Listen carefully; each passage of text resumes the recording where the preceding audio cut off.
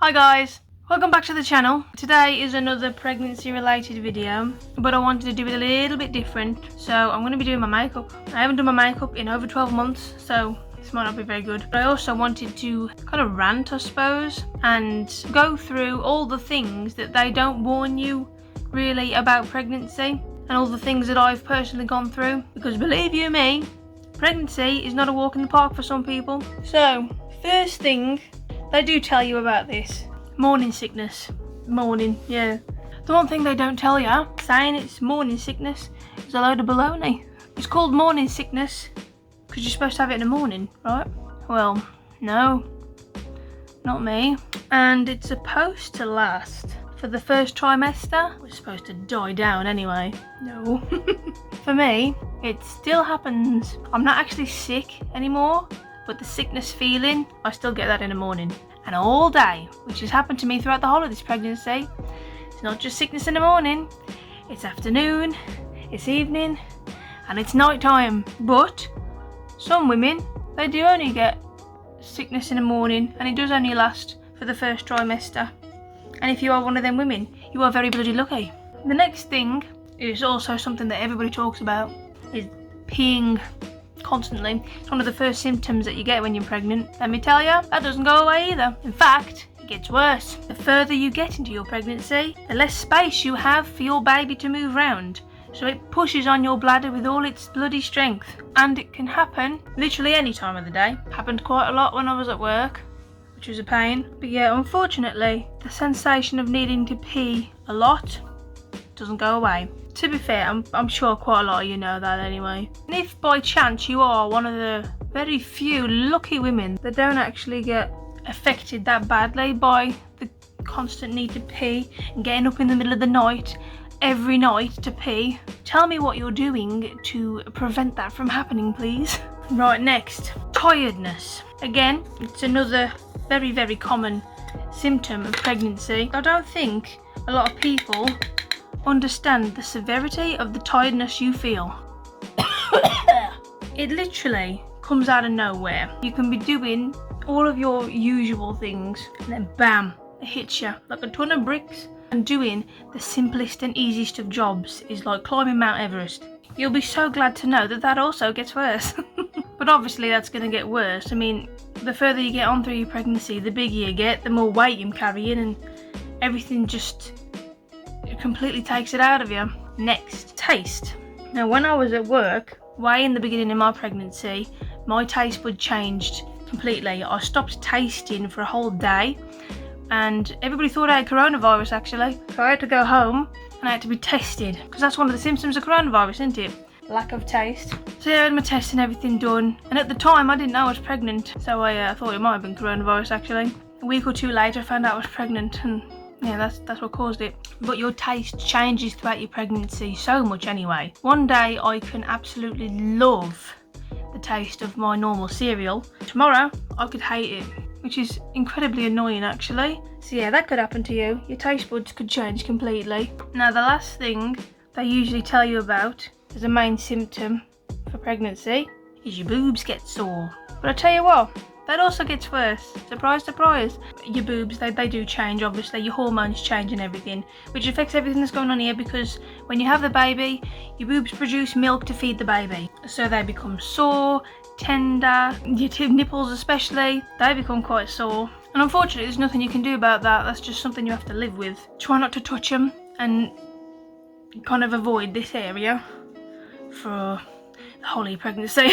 Next, hormones. Again, now I'd say this is quite a giveaway as to you finding out if you're pregnant or not, because this happens quite early on in pregnancy. I find I felt like my mood swings were quite drastic at the beginning. Thought it was just because I was due on or something, but no, turns out I was up the spout. It doesn't really improve much, to be honest. It gets more tolerable, I suppose. Things definitely affect you a lot more easily. You get angered a lot more easily, and you become very, very emotional. You cry at everything. Well, I do anyway. It affects some women more than others. You could be just a blubbering, crying mess on the floor, or you could be really, really happy. Some women get the big boost of the good hormones, and you're just happy all the time, and you're glowing, and you're all lovely. But other women don't get like that. This next one is something that nobody ever warned you about pregnancy, but happens so often that it should be spoken about more, mainly to put other moms at rest, to feel more at ease if it does happen, and that's bleeding. Now, if you've been following my pregnancy story so far, you will know that I've bled quite a lot through this pregnancy, and it's been very scary, especially at the beginning. Apparently it's quite common for women to be spotting, not just at the beginning but throughout the whole of the pregnancy. But for me, I personally experienced something quite different. I bled, and it wasn't just in spots, it was more like a gush. Every time I bled, I got checked to make sure that the baby was okay. But I'll admit there was a couple of times where I truly thought we'd lost our daughter. But it can be normal. Like, as I said, I've bled like that and she's still absolutely fine. But if it does happen to you, please don't leave it. Go and get checked just in case. What I also want to talk about is dizziness. Dizziness has affected me quite greatly actually through this pregnancy. At the beginning it happened quite a lot, which is actually another common symptom of pregnancy, because obviously now your blood supply isn't going just to you, it's going to your baby. But your dizziness could also be linked to low blood pressure. If you happen to be suffering with dizziness quite a lot, get it checked just to be safe. The next thing is your appetite. It doesn't take a genius to realise that as you're growing a human in your belly, there is going to be less space for all of your organs. Things are going to move and your stomach is going to shrink, as well as your bladder, hence why you pee so much. But you might come to a stage where you don't feel like eating anything at all and your appetite just completely disappears. And if that happens, just remember to try and eat, even if it's just something little. Just keep trying, because obviously everything you eat your baby gets as well, and the nutrients from whatever you eat goes to your baby. And if you don't have any nutrients in your system, your baby doesn't either. So although it's very easy to carry on and just think, oh, I'll eat something later, just have a little snack, just a little one, if you can stomach it. Whilst we're on the subject, we talk about cravings. I went through a phase of hating tea, which is very weird for me because I love my tea. Yeah, I can't drink tea that much anymore. But I've also had some very weird cravings. When I was pregnant with Riley, I craved ice all the time, like through the whole pregnancy. And with this one now, I am 32 weeks in a couple of days. And I've only recently, over the last week or two, got the craving for ice with her, which is a bit weird. I haven't had ice for a very long time.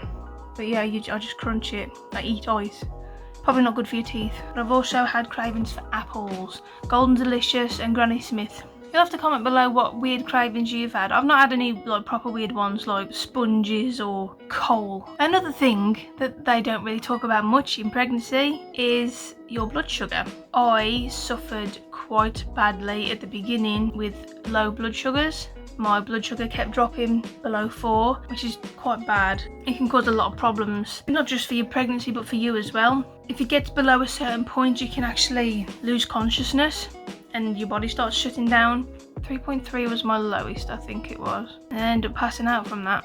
But it was because I wasn't eating enough, because at the time my appetite was 0. I just didn't want to eat. Linking in with the low blood sugar, you could be the other way and have high blood sugar. When you're pregnant and you're either of a certain age or a certain BMI, they send you for a GTT. GTT stands for glucose tolerance test. What you do is you have a blood test taken, you drink this glucose drink, and then you have to sit and wait for 2 hours, and then you have another blood test at the end to see if your glucose levels have changed in your blood, and that will determine whether or not you have developed gestational diabetes in your pregnancy. You have to fast from 10 p.m. the night before. You can't eat nothing until you've had your test finished. I've already had one of these tests done and it came back negative as far as I'm aware, because nobody got back to me about it. But recently I've had glucose come up in my urine from my urine sample, so I've got to go and have another one. Now, one of the other problems that I personally suffer with is hypothyroidism. Hyperthyroidism is an overactive thyroid gland. An overactive one produces too much of the hormone in the gland, which leads to you having quite drastic weight loss unexpectedly and that kind of stuff. But an underactive one, which is what I have, means that it's not creating enough of the thyroid hormone. For me, with the underactive one, it can cause quite a lot of problems. It could cause heart disease, goiter, pregnancy problems, which is ironic because I was only diagnosed with this after I had Maggie, and they said that they're pretty sure I had it whilst I was pregnant with Maggie, but they never tested for it, which would explain why I had so many problems in my last pregnancy with her, and why I have so many problems in this one. So if you do happen to have hyper or hypothyroidism, make sure they check the levels of your thyroid throughout your pregnancy, because my medication has had to change. Another thing that they don't tell you about, it's sciatica. This affects people in everyday life anyway. Basically what sciatica is the sciatic nerve, which runs from the lower of your back down to your feet. It becomes irritated or compressed. It causes quite a lot of discomfort. It affects everybody in different ways. With me, it's affected it by on my thigh, on the front just above my knee. I have this patch that is like the top layer of skin is completely numb, so I can't feel it. I developed this when I was pregnant with Riley. They said it was caused through pregnancy, so as Riley was growing, he compressed onto my sciatic nerve, which caused the numbness in my leg. I wouldn't say it got worse, but it's never healed, it's never got better. So I have to sit down quite a lot. So obviously in pregnancies it gets worse because the baby pushes on the sciatic nerve and you can't do anything about it. And I suppose whilst we're on the subject of health problems, I recently got diagnosed with SPD, which is symphysis pubis dysfunction, which is basically just a stiffness in the pelvic joint, or the pelvis moving unevenly at the front or at the back, which can make your hips grind together, which is what I have. There'll be a video completely on SPD because there's just too much to go into, but basically it can be helped with physio or exercises, or she told me that massaging and acupuncture can even help. But again, that is actually really common and nobody talks about that.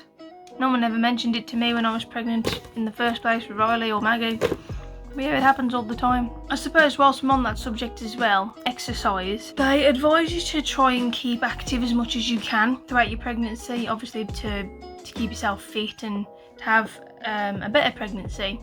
But if you do suffer with SPD or anything like that, it is so hard to exercise because you are in pain constantly. As I said, they give you exercises to do to help with the pain, but it's not the same as exercising. Like before I got pregnant, I used to go running 3 times a week. Well, you wouldn't catch me dead doing that now. The next one I want to link in with that is constipation or bloating, because when you have SPD, you take a lot of painkillers. I've been taking quite a lot of paracetamol and codeine. Codeine bungs you up, makes you constipated. So I have to have laxatives now as well. Another thing that they don't tell you much of is the amount of bloody blood tests you have to have. I know I have to have more because of the complications and stuff that I've had, but my god, it just gets annoying. Luckily I'm quite easy to bleed, but it's really annoying when you have to have blood tests all the time just to check your levels and that, and it's just really aggravating. And obviously never turn them down because, you know, they're taken for a reason, but it's still annoying. What else don't they tell you about? How much it hurts when your baby becomes very mobile and kicks your ribs out of your stomach. It's so nice when you start feeling your baby kick for the first time, but my god, for the last month I haven't been able to sit comfortably or do anything because she has kicked the living shit out of me. Here's another one, your sex drive. Everybody differs with this as well. Some women, their sex drive goes completely through the roof and you can't get enough of it. Other women, like me, want the partners to stay the hell away from them. I'm putting this down to the fact that I'm in pain 24/7, so the thought of having sex just doesn't get me going anymore. Some women can't get enough of it. I don't know how the hell they do it with a big bloody bump in the way, Jesus Christ. Another thing they don't tell you about is how it's going to affect your skin. You know how they say that some pregnant women, they glow, like their skin is glowing. My skin has broke out quite badly. Although it could be something to do with them having to wear masks all the time as well, because I always get spots around here. Don't really get them anywhere else. But it's not just the skin on your face, it's the skin everywhere. When I was in my second, it was either late first trimester or early second trimester, I started having this very weird rash up here on my breasts. It started as one little red circle, which was kind of like dry scaly skin. So I thought it was my psoriasis because I have that as well. So I didn't think anything of it and I just kind of left it. It started off as a little tiny dot and it got bigger and bigger and bigger over 2 weeks, I'd say. And then more started appearing all over my breasts as well. So I started panicking and I immediately thought, I've got skin cancer or I've got breast cancer. So I went into a panic. Nathan made me phone the doctors. Because of the lovely global pandemic that we've got going on at the moment, I wasn't allowed to actually see anybody. I had to send pictures of my breasts to my doctor over the internet for her to examine me. I'll put a picture on now just to show you what it looked like initially. This was before it started spreading all over. It didn't really get any bigger than that, but that's how big they got, and it was just literally all over my boobs. So I sent over the pictures, waited for a response, and she said that I need to have a blood test because she thought it could be cholestasis in pregnancy. And I was like, what the hell is cholestasis? Turns out cholestasis in pregnancy is a liver disease from high amounts of pregnancy hormones affecting the normal flow of bile in the gallbladder. And I was like, oh great. So one of the main symptoms of cholestasis in pregnancy is itching, like severe itching, and with this rash that I had, it was quite itchy. So she immediately thought that it was that, so I had to go for a blood test. Luckily it came back negative and I was diagnosed with pityriasis rosea, I think is how you say it. I'm probably completely wrong. That is just a case of scaly skin which starts small and then ends up being widespread rash across your body. And she actually prescribed me some aqueous calamine lotion cream which cleared it up and it was gone.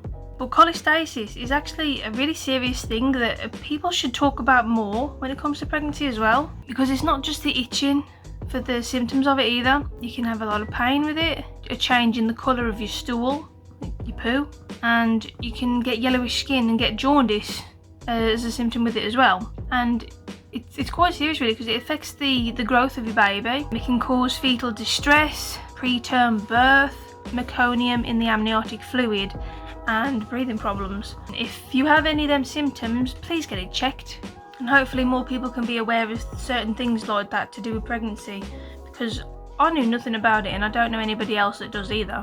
Next thing is hair changes. A lot of women seem to notice a change in the texture and the growth of their hair. For example, mine has become a lot thicker, which I didn't think was possible because my hair's so thick anyway, but it's also been falling out. And my hair comes out quite a lot anyway, especially when I have a shower or a bath or just washing my hair in general. But it's been definitely falling out a lot more. But apparently a lot of women actually have a lot of hair growth on their face, belly and nipples. If you happen to have hair growing on your nipples, I'm so sorry, but I can't relate to that, unfortunately. Right, next thing, swelling. Now swelling is normal in your legs and your feet and your ankles and your fingers, and you know, if it's like a gradual thing, especially towards the end of your pregnancy, it's completely normal. But if it happens like all of a sudden, like you wake up one morning and you have swelling, like particularly in your legs, and get it checked, because it could be a sign of preeclampsia. Preeclampsia is when you have high blood pressure. They don't know what actually causes it, but they think it's when there's a problem with the placenta, which feeds everything to your baby. The other symptoms that you can get with it, other than swelling, is severe headaches, vision problems and pain below your ribs. And basically, if you do get preeclampsia, there's nothing they can really do to help you other than to monitor the baby and just to deliver as soon as it's safe to do so, which is around 37-38 weeks. If you get any high blood pressure or any of the other symptoms, go and get it checked. So here's another thing, cramp. This is something that happened unexpectedly to me, so I never had it with the other two. Cramp happens all the time to everybody anyway, so it's not really a big deal. But when you're pregnant and you can't move around as easily, it's a pain in the ass. When I get cramp in my legs, it's usually when I'm in bed. It It can be caused because you don't do enough exercise or you do too much exercise. So either do less or do more. Unless you've got SPD and then you can't do any. Apparently, you can also get cramp in your belly as well. And they suggest to try and pass wind or have a poo to try and get rid of that pain, because it can be quite uncomfortable under there. I think that can also link in with indigestion as well, because I've had that a couple of times. It could help to take some Gaviscon. That helped with me. So if you suffer with indigestion or cramps in your belly, try some Gaviscon or try having a poo or tromping. Next thing is insomnia. Oh, good lord, insomnia. This has affected me very, very badly in this pregnancy. I can't sleep, like, at all. If I manage to actually get comfortable in bed and I go to sleep, I'm up at 4 o'clock in the morning. If I don't get comfortable and I can't get to sleep, I'm up till about 2, maybe 3 o'clock in the morning. And then that sleep is disturbed anyway because I'm needing to get up to have a wee. I have one final thing to moan about, which is a good thing and a bad thing really. And that is nesting. Nesting is what happens to a pregnant woman when they're towards the end of their pregnancy and they're going to get ready for the baby to be born, and they clean everything and tidy everything every day until it's satisfactory for them, which sometimes will never happen. So if you imagine you get a woman who's suffering with insomnia, who's also nesting, whose hormones are all over the shop, good luck to whoever that partner is. There you go then. That's my moanings that I have of things that they don't tell you about pregnancy that they really freaking should. I know that they do tell you about most of them, but they should really go into more detail, especially for first time mums, because they won't be expecting any of that crap to go on. Now, I'm not doing this video to scare any moms to be out there, but this is my 3rd pregnancy and I'm still experiencing things that I've never experienced before, and I don't think it's fair. So I just thought I'd make a video of things that I've gone through to increase the knowledge on moms to be, and for women that want to have a baby. Now believe me, I am beyond grateful that we are able to have children and that we are blessed with having another one. I just wish that people understood how difficult it is to be pregnant. It's mainly the men that don't understand because they don't get to experience it, which again isn't fair. Anyway, I hope this video becomes of use to somebody. Comment below if you didn't know some things that I've said or if I've missed anything out, and how your pregnancy is doing if you are pregnant. And if you're planning on getting pregnant, good luck to you. I wish you all the best. Yeah, that's me done now. I'm going, and I'll catch you on the next moaning vlog. Thanks for watching, and I'll see you on the next one. Bye guys.